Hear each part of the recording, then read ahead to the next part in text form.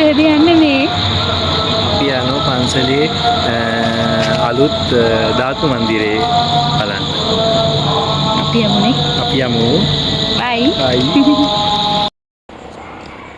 මේ පින්කම තිබ්බේ ශ්‍රී වාලුකාරාම පුරාණ විහාරයේ. අපේ ගෙදර ළඟ ඉඳන් වැඩි දුර නෑ පන්සලට. පයින් යන දුර තමා තියෙන්නේ. ශාරිපුත්‍ර ඉස්කෝලේට එහා පැත්තේ තමා පන්සල තියෙන්නේ. මෙතනින් තමයි ඇතුළට යන්න තියෙන්නේ. බලන්නකෝ ඇතුළට යනකොට තියෙන ලස්සන. වැස්ස නිසා අපි යන්න නෙමෙයි හිටියේ. ඒත් වැස්ස පෑවුව නිසා අපි තුන්දෙනාත් එක්ක යන්න තීරණය කරා. සුදු පුතා තාම චූටිනේ. සෙම හැදේ කියන බය තමා තිබ්බේ. වැස්ස අපේ වෙලාවට පෑවුවා. අපි 10 විතර වුණානේ යනකොට. ගොඩක් අය බෝධි පූජාවට ඉඳලා මේ වෙලාව වෙනකොට ගෙවල් වල යන්න පිටත් වුණා. පන්සල ඇතුළට යන්න තමා ගොඩක්ම ලස්සන බල්බ් වල දාලා ලස්සනට සරසලා තිබ්බා. මේ තමා ධාතු මන්දිරේ. හරිම ලස්සනයි නේද? මේ පන්සලේ ලොකු හාමුදුරුවෝ තමා මේ මැදින් වැඩම කරන්නේ. උන්වහන්සේ අසනීප තත්වයෙන් තමා ඉන්නේ දැන්.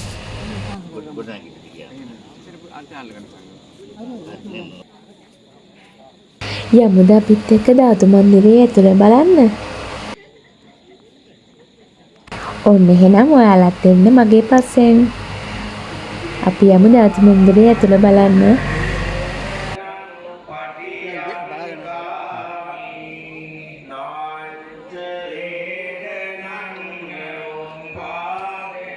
කෝ කට්ටිය මගේ පස්සෙන් එනව නේද? ඔන්න අපි ආවා. එහෙනම් කට්ටියම බලන්නකෝ ඇතුලේ ලස්සන.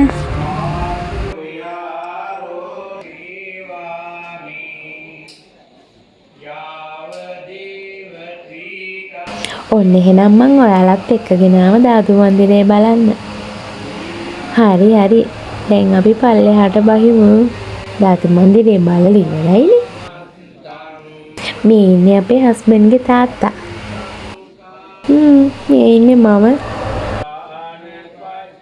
අම්මෝ මේ මල් වල ලස්සන.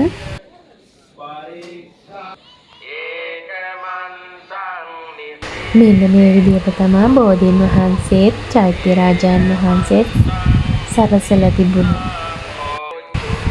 බලන්නකෝ මේ දෙන්නම අඳුරනවද කියලා.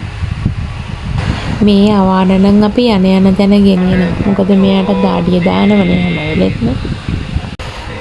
පුතාට රස්නේ නිසා අපි තුන්දෙනාත් එක්ක එළියට වෙලා හිටියා. පුතා වඩාගෙන ඉන්නවට වඩා බේබි කැරියර් එකේ තියාගෙන ඉන්න එක පහසුයි. එයාටත් පහසුයි වටපිටාවේ උපදින ටික බලන්න පුළුවන්. හරි හරි දැන් කතා ඇති. යමු අපිත් එක්ක බෝධීන් වහන්සේ වඳින්න.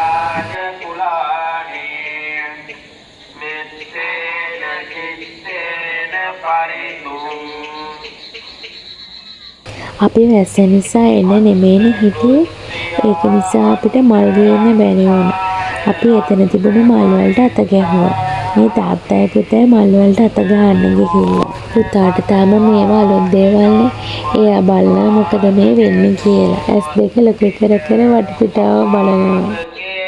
මාත් ගිහිල්ලා එතන තිබුණු මල් වලට අත ගහලා වැන්දා. ආපු හැමෝටම කෑම දුන්නා. අපි දෙන්නත් එතනින් කාලා ආවා. දැන් මේ තාත්තා කන ගමන් ඉන්නේ මම පුතාව වඩාගෙන තියාගත්තා.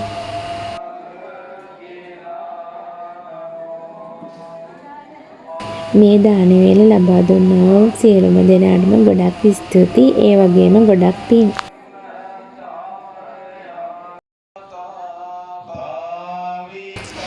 අපි ටිකක් වෙලා පිරිත් අහන තැන ඉඳලා ගෙදර එන්න පිටත් වුණා.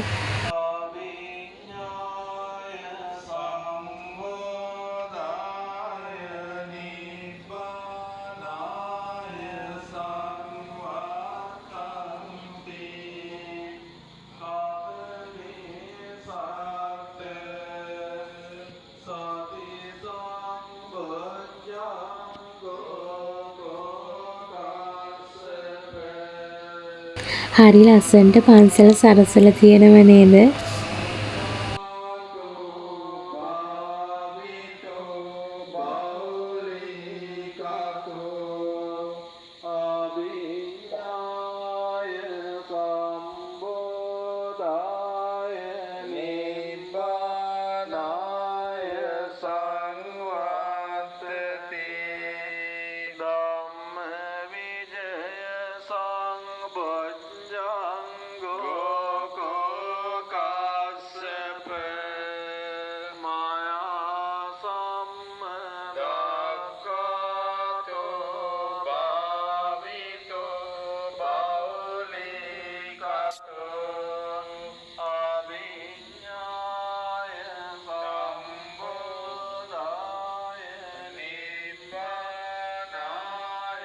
අපි පන්සලේ ඉඳලා ගෙදර එන්න පිටත් වුණා.